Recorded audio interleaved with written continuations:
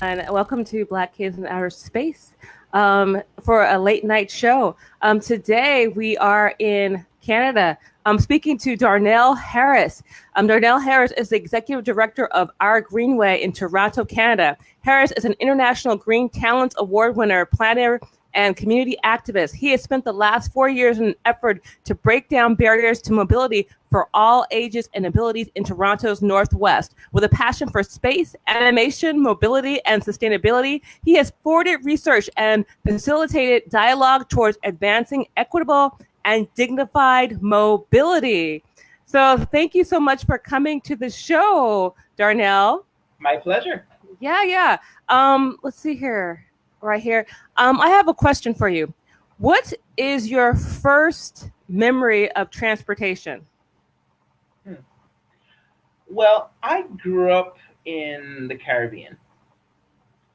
So a lot of my memories of transportation actually came around being driven around to various places. And in Dominica, which is a small island in the Caribbean, I would call it the Alps of the Caribbean in a lot of ways because it's a lot of mountains, a lot of steep pathways. What I remember actually is being very nervous on a lot of these roads because you've big cars and very small roads that were never really built for them. And just, the space challenges of being able to go through there. And a lot of that has impacted um, sort of my thinking in terms of, ways to be able to move through spaces in a more convenient manner. That's very, it's a very interesting story because I actually I didn't even expect to hear that. Usually I'm able to Google someone and find all the information. I'm like, did not see that coming. So you immigrated to Canada and you kind of like had this different kind of experience. So when you got to Canada, or which city did you move to? Well, actually, I was born here. I grew up in the Caribbean, then I moved back. Okay, So if the flag on the wall, I'm not sure if you can see it, that's the flag of Dominica. okay, And I moved back to the city of Toronto, which okay. is which is where I live now, and went to school here. Did my university, high school university here, and since then I've been working, coming out of my university degree on the Greenway project. Yeah, that's a question I have. I want to ask about your project. Like, why did you decide to go into urban planning? Like, what kind of made you, other than that first experience, which to me is like weird. It's like you always were thinking in a term of space and being an urban planner. I've asked people that question. They're like, I wasn't thinking about it at all until I got to college. But you were always kind of thinking about it. So why did you decide to go into the environmental side of urban planning, the transportation side? The transportation side kind of happened by accident. I've always loved and enjoyed planning events, planning, you know, sort of organizations, the meta side, if you will, of things. So, for example, over my years, I was chair of an environmental nonprofit. I also organized the first farmers market, a just farmers market at York University, where I went. And then what turned me on to the transportation side is one day I took a bus ride. My mom wanted me to meet her at Jane and Finch, which is intersection not very far, maybe about a kilometer or so from the university. And to get there during rush hour, you have to take a bus. You have to either walk, take a bus. Well, yeah, you either have to walk, take a bus, or bike. She didn't want me to bike, so I said, "Okay, mom, sure," and I would take the bus. And I took the bus, and it took about 43 minutes to go 1 kilometer. Wow. Taking the bike would have been 13 minutes without breaking a sweat. And a lot of that is effectively what interested me in this, in mobility. The business case is right there. So, I paid something $5 Canadian. Uh, that's probably a little less than American, needless to say. But whereas if I had simply taken a bike, it would have been a lot faster, a lot cheaper, a lot more effective. Well, I have a question. Why didn't your mother want you to ride your bicycle? Was she afraid? She was very afraid. There are a lot. It's a mixed industrial area.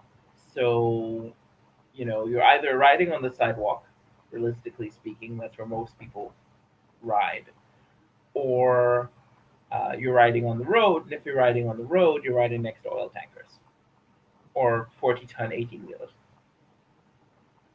Wow, wow, that's yeah. So she was afraid, but you wanted to ride your bike, but you had that public transit. I have a question for you. Mhm. In the United States, a lot of communities of color, indigenous communities, Black communities, Latinx communities, we're hyper segregated, which means not only are we segregated socially, we're also segregated in regards to physical distance. Mhm. Like if you are in a Black neighborhood in like Brooklyn, it'll take you twice as long to get to the center of the city. Same case in Los Angeles. Not only will it take longer, the buses take longer. It's harder to bike because we tend to be around industrial, arterial roads. Is that a similar case? I mean, is it as racially is your race so much a determinant as that in Canada as it is in the United States, or is it something that people kind of experience in regards to maybe class or something like that? Maybe there's a different reason behind that. Yeah, I mean, I would say there's certainly a correlation there Mm-hmm. Mm-hmm. between class and race. I would say Mm-hmm. that it's more in Toronto, more related to class. Mm-hmm. Toronto is a city that was only very recently built out. Where I'm living right now, um, some viewers might have heard of Casa Loma. There's a castle that's been built of sorts around 15 minutes from here. Well, 100 years ago, um, there were bears and wolves living where I am right now, which Wow. which which which is Midtown in Mm-hmm. Toronto. There's still the occasional black bear or bear that tends to wander through certain parts of the northern part of the city. But I say that just to give you an idea of how new Toronto is in a Mm-hmm. big way. Um, the the phenomenon that's sort of been flowing through Toronto over the last, let's just say, 60, 70 years is that you had a situation where downtown Toronto, like most industrial cities, was the place where the factories were. If you had money, you wanted to move out to the suburbs, Mm-hmm. and a lot of families did that. A lot of mostly white families, of course, Mm-hmm. that could afford to do that. And what's happened now is now that tastes and interests are changing, um, the core has been redeveloped increasingly, Mm-hmm. and all of the uh, services that were built to service the lower class population are now at the uh, doorstep of people of much higher means than they were ever able to serve. So today, what you see, and David Helchansky from the City of Toronto Cities Institute has done a lot of work on this. It's called Three Cities Within Toronto, and it's sort of chronicling this change by where the subway network, which is in Toronto a bit like upside down T, for Mm-hmm. example, um, is so the downtown and along the subway lines is increasingly economically wealthy, Mm-hmm. and meanwhile, the rest of the city, the suburban parts of the city, are increasingly, shall we say, both more racially diverse, but also more. Mm-hmm, mm-hmm, mm-hmm. So this is, it's very interesting. I mean, I want to ask you another question, even though I might have to ask you about it later. I saw that you ran for office for the NDP. Do you want to talk about that? Or we can, we can talk about that later. Sure. Um, I did it because this was just coming out of my master's at the Mm-hmm, time. I had spent the last couple of years walking around the community, speaking to people in multiple different areas, uh, mm-hmm, establishing the farmers market. There's a local community farm, one of the only farms, I think the only one of two within the city of Toronto. So speaking to them, getting a chance to their concerns, and just coming out of my master's, it was a unique opportunity to be able to walk around the entire community which is larger than the Black Creek neighborhood. There's about 4 or 5 neighborhoods. Um, Apart from that, Mm-hmm. loosely speaking, uh, that make up the entirety of the Humber River Black Creek where I ran. It was an interesting experience, mainly because you're knocking on doors, putting up signs, addressing people, asking people, why are they interested in this or that. But the value of it for me was, and at least, and it helped to feed the Greenway project as well, is just get a sense of why this was important. Mm-hmm. Um, Mm-hmm. And, you know, well, and now we're since you brought it up, while you're here is because of the our Greenway plan that you have kind of been working on for a long time, like 4 or 5 years. You've been working on it. Wasn't your like master thesis on that idea? yeah. And let's why don't you give our viewers a little bit of information about the our Greenway plan? You remind me so much of someone that I know who did the Move LA plan, Damian Goodman. I have to get you guys to meet each other. You guys are like twins. But go ahead, Would tell love me to. about your our Greenway plan. So, I mean, the Our Greenway mobility plan uses the arterial roads to put uh, a 3 meter wide pathway alongside the sidewalk Mm-hmm. that allows for a range of mobility devices. So electric wheelchairs, bikes, cargo bikes, uh, rollerblade scooters, and it comes out of just what the community expressed its need for. In that Mm-hmm. you go up there, I was just walking around a couple of weeks ago, and there was people walking on the sidewalk. There's this massive green space which is just grass that usually ends up with trash on it, and no water can go through that anyway. Mm-hmm. And you have a senior who's in her mobility wheelchair having to go through the grass Mm-hmm. around somebody walking to get around. And you also see everyone biking on the sidewalk, for example. So there's Mm-hmm. great need for this sort of pathway, as well as it also opens up lots of business opportunities to be able to get people around. About 2 years ago, there was a big scare when I was still at Europe University because someone had built effectively a man cave in the ravine, Mm-hmm. um, right next to where the Pan Am Games was Mm-hmm. supposed to be happening. And it turned out that this gentleman, the local community gentleman who had some carpentry skills, thought, hey, this is my backyard, this is a ravine, why don't I build something down there? Mm-hmm. Uh, and it just comes out of the industriousness of the community. There was lots of skills within the community. They want to be able to, you know, run food service companies, run service companies, run other sorts of entrepreneurship, and meet the needs of the community. But having a cargo bike or things like that allow them to do that, and other sorts of mobility devices. And that's where the concept of the Greenway really came about. This multimodal pathway that fits alongside the road Mm-hmm. and has a safe barrier that people feel comfortable using.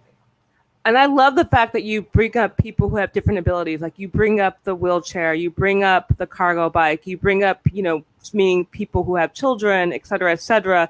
And so that's a really great way to be thinking about mobility, not just about a guy who's on his bike who's not a primary caregiver. You have to think about the entire community. And I think that's one of the things that's really great about the Greenway. Now, this is did this come out of the Finch West LRT, like your subway? Does it have anything to do with that?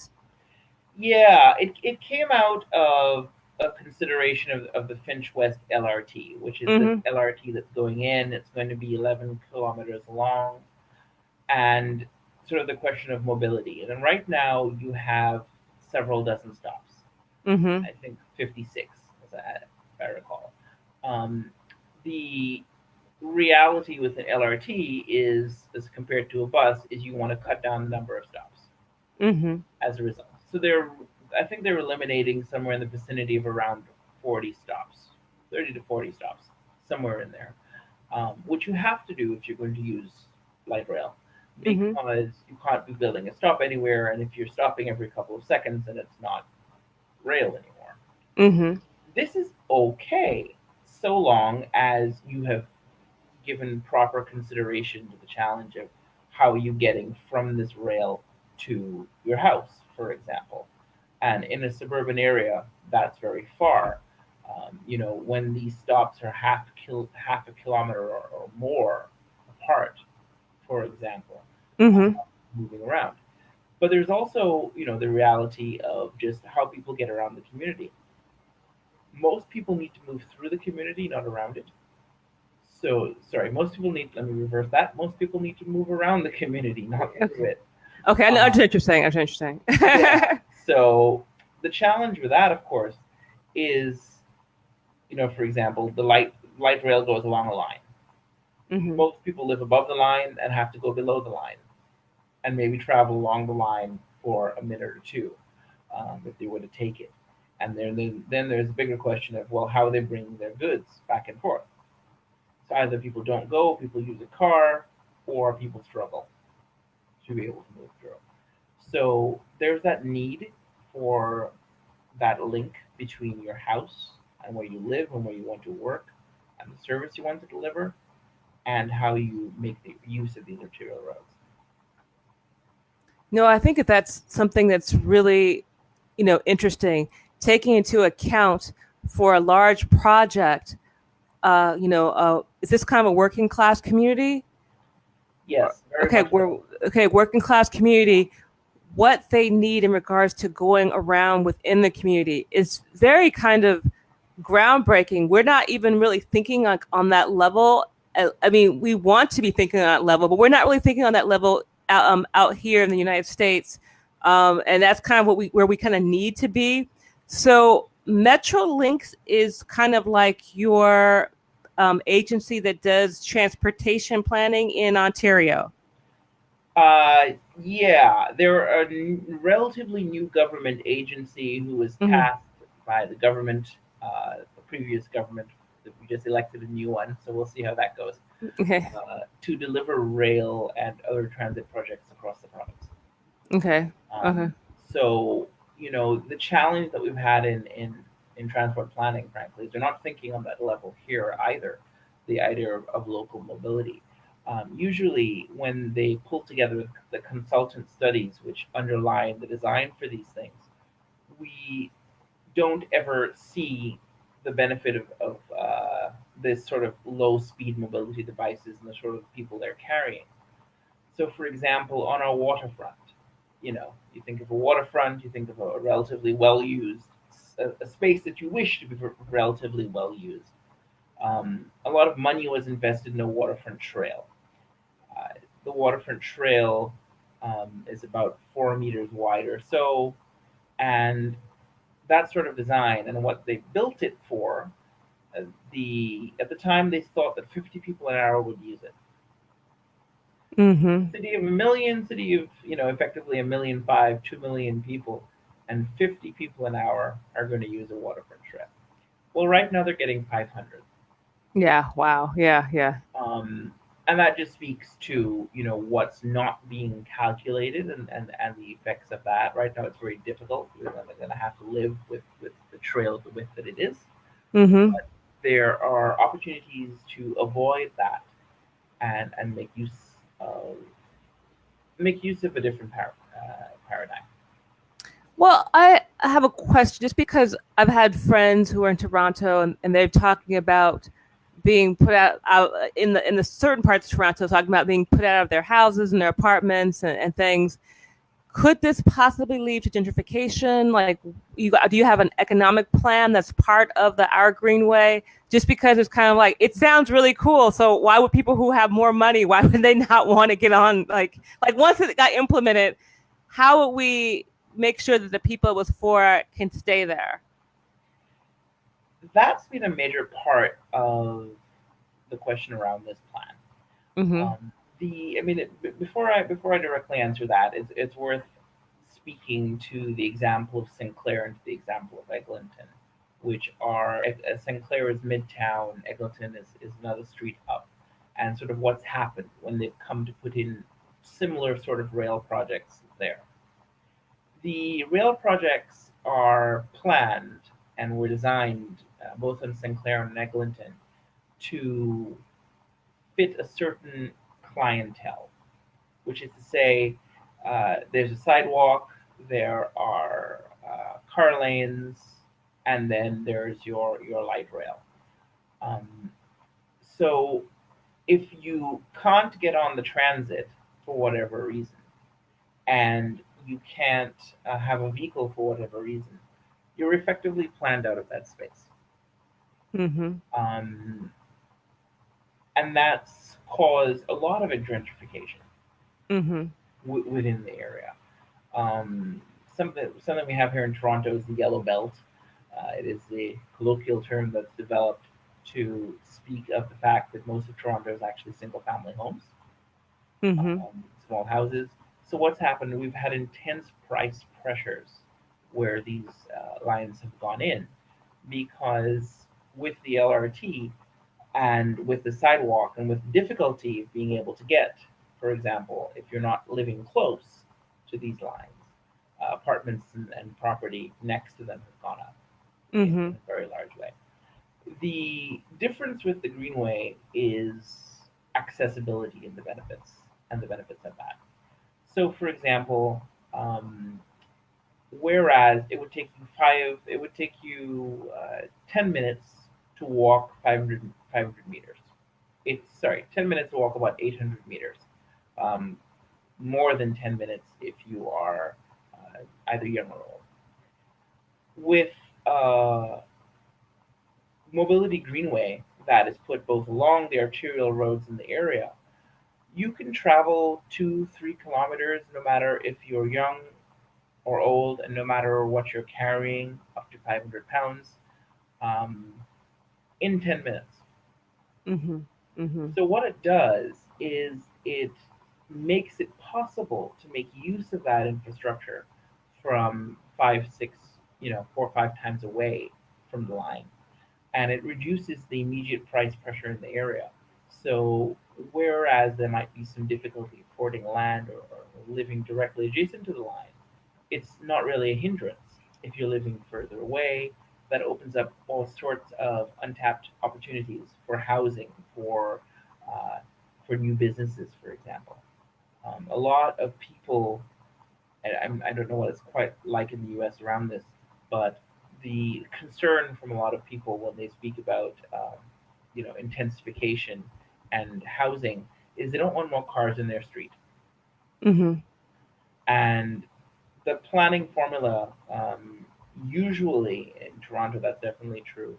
Uh, you're not allowed to build, say a 4-story building if you don't have plenty of car spaces Mm-hmm.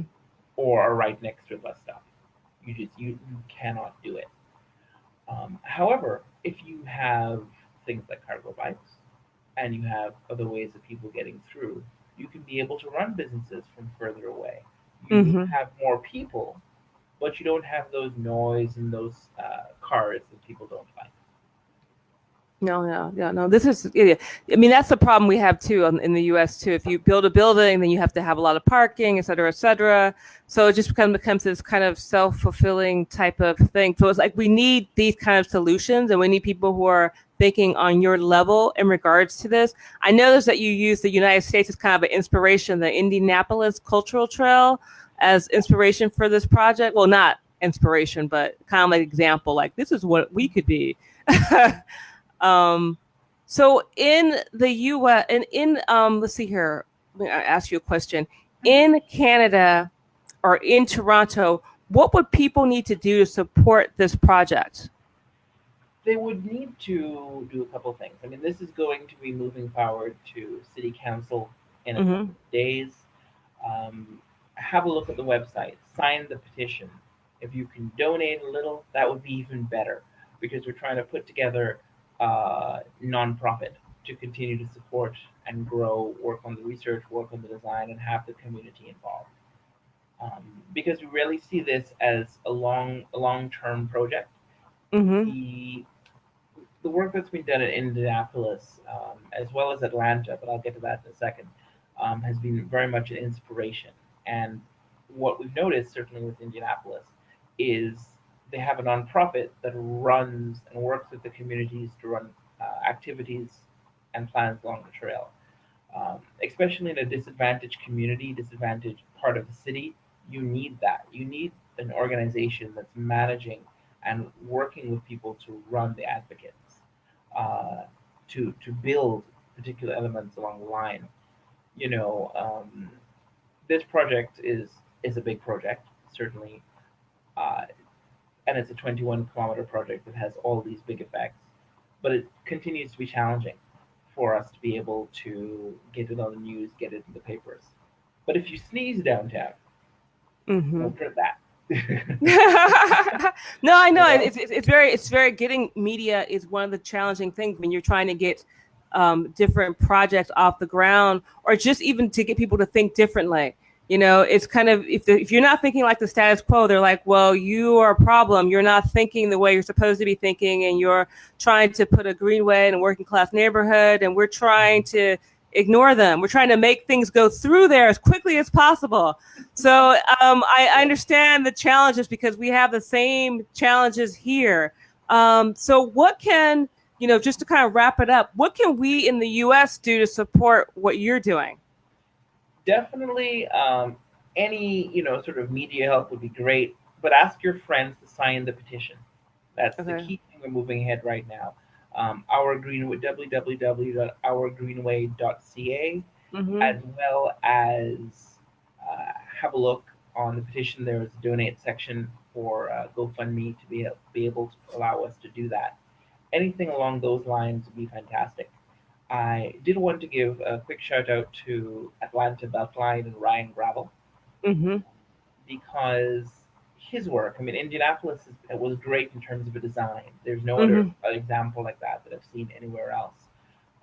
But Ryan Gravel and the work they've done with the Beltline, the work he continues to do with the Beltline, is key, and was key for me because he started his own project as a master's thesis, which he sent to city council, and it was successfully moved forward. But also the ongoing struggle of being able to, get these equity needs met, to be able to have the transit working with the community and being able to have it designed in a way that speaks to the needs of the community. It needs to be an evolving conversation, and that's what we're certainly hoping to be able to do with our Greenway. But definitely, what people in the U.S. can do, anything with the donation and anything with the petition will be of great help. Mm-hmm. And also, too, we'll make sure that we put the information for the Greenway on our website, and we'll forward it to our networks and tell people to like sign up to. And also, too, I'm planning a trip to Toronto, so I'm come visit you. We're gonna Excellent. like we're gonna do Black Kids in Looking Outer forward to Space it. live. All right. So thank you so much, Darnell, for speaking with us today. And good luck on your our Greenway, and we will keep in touch and keep up with you. Excellent. Thank you very much. Looking forward to it. Alrighty. Okay. All right. Bye, everyone.